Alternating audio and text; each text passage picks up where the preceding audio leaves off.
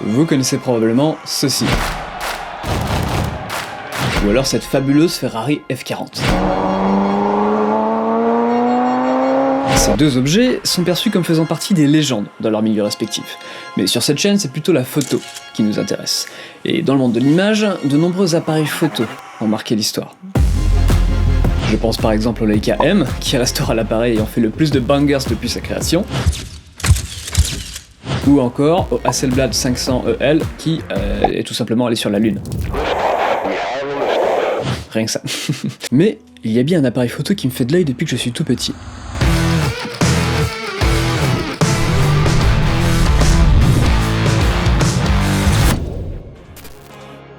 Un appareil photo avec une gueule si particulière, une utilisation si unique, aussi légendaire qu'un Leica M, la F40 de la photo quoi. Bref, j'ai décidé de passer du côté obscur de la force et de faire rentrer dans ma collection un Rolleiflex 2.8 Planar.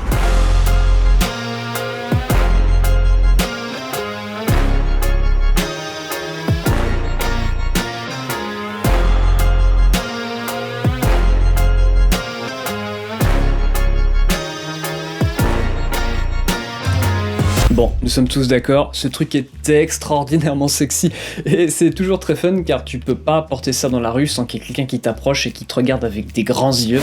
Dis donc, il est vachement drôle votre appareil photo. Oh, ça marche encore ce truc. Oh putain, c'était l'appareil photo de mon grand-père. Les premiers exemplaires de cette beauté datent des années 20 et a été conçu par Franke and Heidecke. Franke und Heidecke. À Brunswick, en Allemagne. Toujours les Allemands. Par contre, c'était pas aussi sexy à l'époque. Le premier Rolleiflex qui ressemble à quelque chose, c'était lui, le Rolleiflex original. Ensuite, il y a eu le K2, le Automate, le New Standard, le Automate X, le 2.8A Type 1, le Baby, le Grand Angle et plein d'autres. Ok, je sais que vous avez tous envie de voir les images qui sortent de cette machine. Et pour le tester, je l'ai emmené avec moi sur les plages de Deauville, en Normandie. L'avantage de faire des premiers tests à Deauville, c'est qu'il y a plein de choses très intéressantes autour de moi. Les parasols de couleur sont mythiques ici, et forcément c'est un sujet cliché, mais bon, faut toujours essayer de créer, peu importe le contexte. Et sur cette photo, j'aime bien le fait qu'on n'aperçoit pas directement le parasol, mais on le devine facilement avec les ombres. Il y a toujours plein de sujets intéressants sur les planches, et ce gars-là a l'air d'être debout depuis un petit moment, je pense. C'est ça que je voulais. Là j'ai le droit à une bouteille, alors là, on va pas laisser passer ça.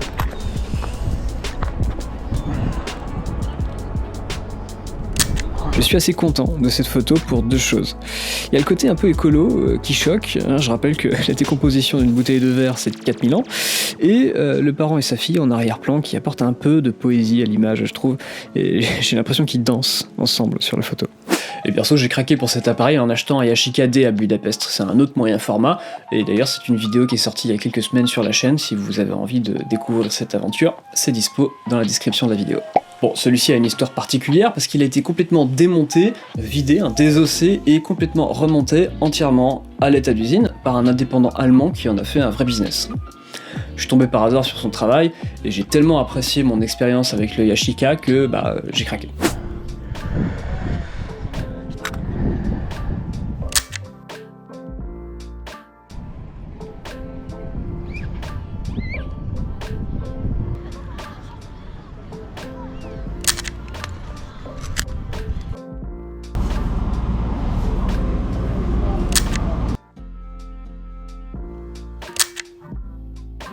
Une autre raison de ce craquage, c'est la rareté de ce genre de modèle. Les Rolleiflex sont facilement trouvables sur internet, mais rarement en condition de marche. Vous en trouverez à tous les prix, de 300 à 3000 €. Et il faut vraiment savoir ce qu'on veut et choisir ses priorités en photo. Ce sont des appareils à objectif fixe, ce qui signifie que tu peux pas changer l'optique, et ici c'était 80 mm Zeiss Planar 2.8, et selon la légende, ça ferait partie du trio légendaire des Rollei avec le 3.5 et le 2.8 Xenota. Et il suffit de regarder les rendus pour se rendre compte de la précision de ces optiques. Je rappelle que ce machin date des années 50-60. Toujours sur les planches, j'aperçois au loin une scène bien cliché deauvilleuse. J'aime bien la composition de cette photo, qui représente parfaitement un été à Deauville, je trouve.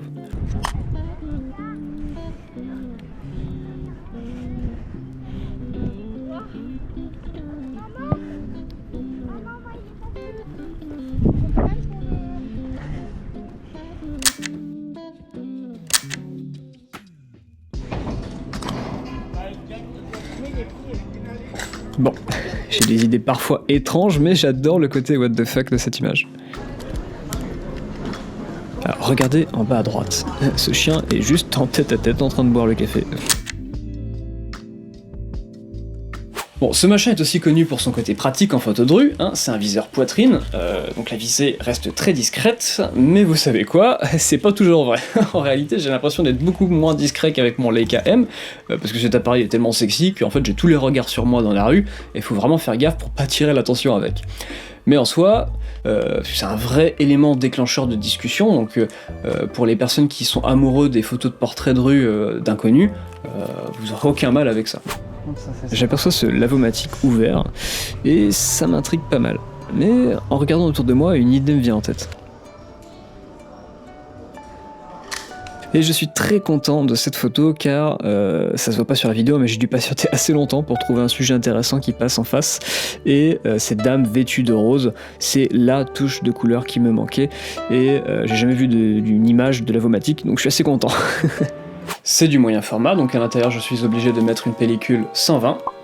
Et du coup, 12 photos maximum sur ce boîtier. Enfin, c'est pas comme le 35 mm où il me semble que t'as une trentaine de photos. Là, c'est 12. Et c'est tout. Et sinon, niveau pratique dans la rue, on repassera.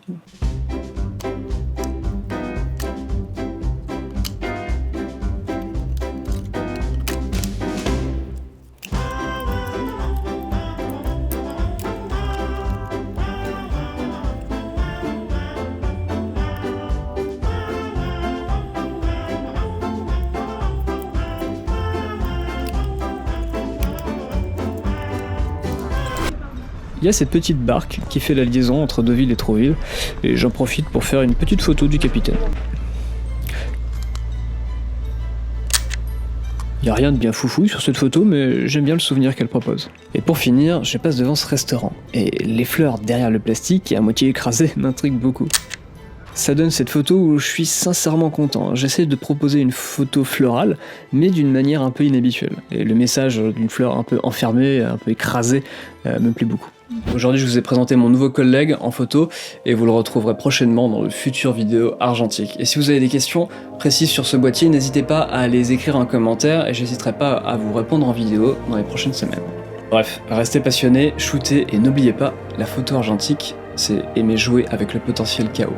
Alors, sortez dehors et amusez-vous.